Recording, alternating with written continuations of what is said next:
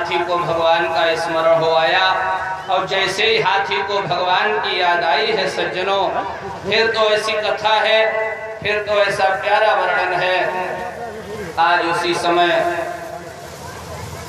हाथी ने भगवान को याद किया और गज ने जैसे ही ईश्वर को याद किया, जैसे परमात्मा को याद किया, मेरे मित्रों ध्यान देना,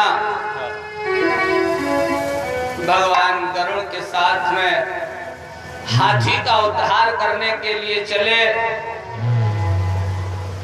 गरुड़ से कहा भैया थोड़ा जल्दी चलो, मेरे भक्त के प्राण संकट में हैं। गरुड़ कहने लगा भगवान मैं तो फुल स्पीड में चल रहा हूं। क्यों? टॉप गियर लगा है, फुल एक्सीलेटर, अब हम कैसे तेज चल पाए?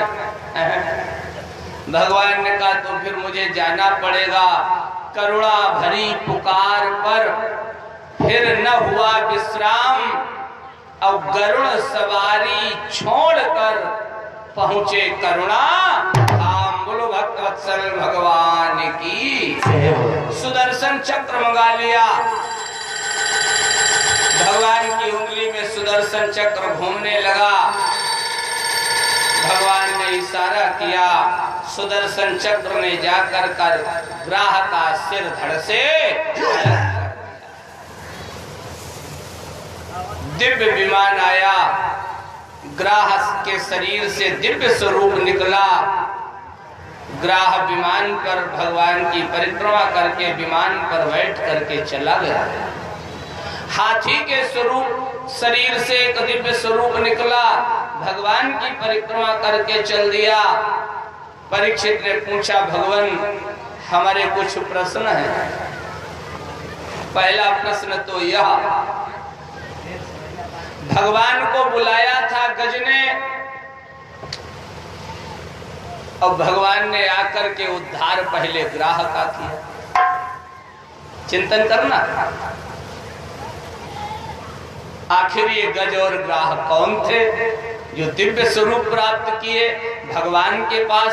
भगवान को स्वतः इनके कल्याण के लिए आना पड़ा। भगवान ने कहा पहले प्रश्न का उत्तर सुनो।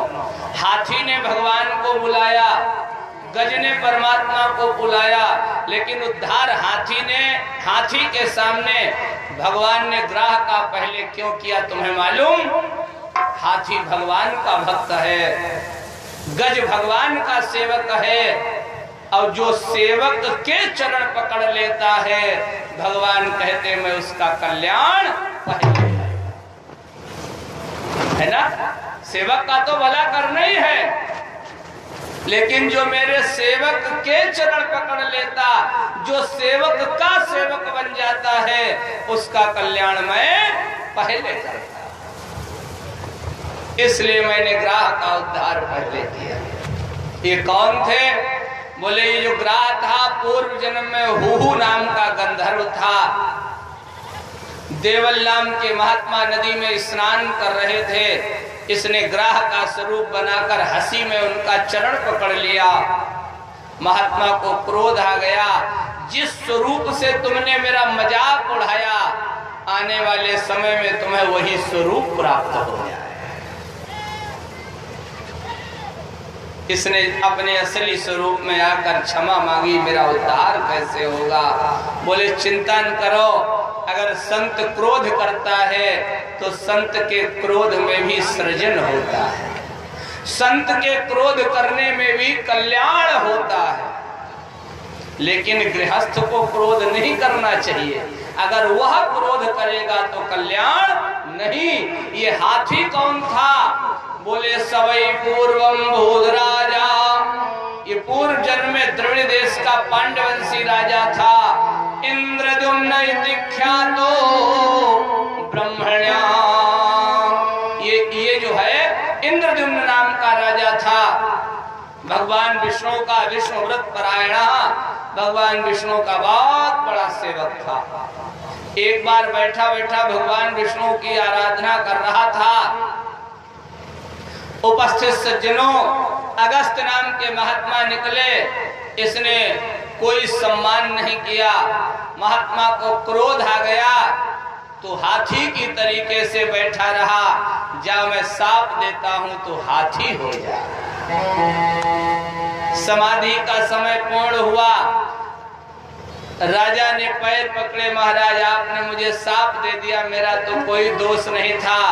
महात्मा ने कहा कोई दोष नहीं था, दोष ये था भले ही तू समाधि में था, लेकिन संत निकले, ब्राह्मण निकले, अपने से कोई आदरणीय निकले, अपने से कोई श्रेष्ठ निकले, कितनी बड़ी भी पूजा क्यों न कर रहे हो, उसका सम्मान करना चाहिए। पढ़ना रामचरितमानस काकभुसुंडी प्रकरण में। काकभुसुंडी जी जिस समय गरुड़ को कथा सुनाते हैं तो उन्होंने बताया मुझे 27 कल्प बीत गए इसी नीलगिरी पर्वत पर रहते रहते, बीते कल्प 7 अरु 27 मैंने 27 ब्रह्मा अपनी आंखों से देखे। एक बार मैंने गुरु का सम्मान नहीं किया, गुरु आयो अभिमान ते उठ नहीं कीन प्रणाम।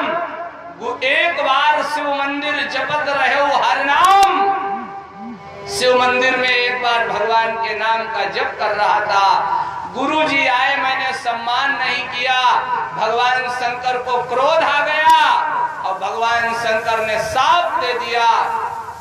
जब भगवान शंकर ने साप दे दिया तो बाद में गुरु जी ने शंकर जी की स्तुति की। उपस्थित सज्जनों, जिसे नमामि स्मीशान निर्वाण रूपम विभुम व्यापकम ब्रह्म वेद स्वरूपम नियम निर्गुणम निर्विकल्पम निरीहम चिदाकाश माकाश वासम भजीहम निराकार ममकार मूलम तुरीयम गिरा ज्ञान गोतीतमीशम गिरीशम करालम महाकाल कालम कृपालम गुणागार संसार पारम नतो हम तुषारात्रि। रुद्राष्टक बहुत प्यारा पढ़ा है सज्जनों।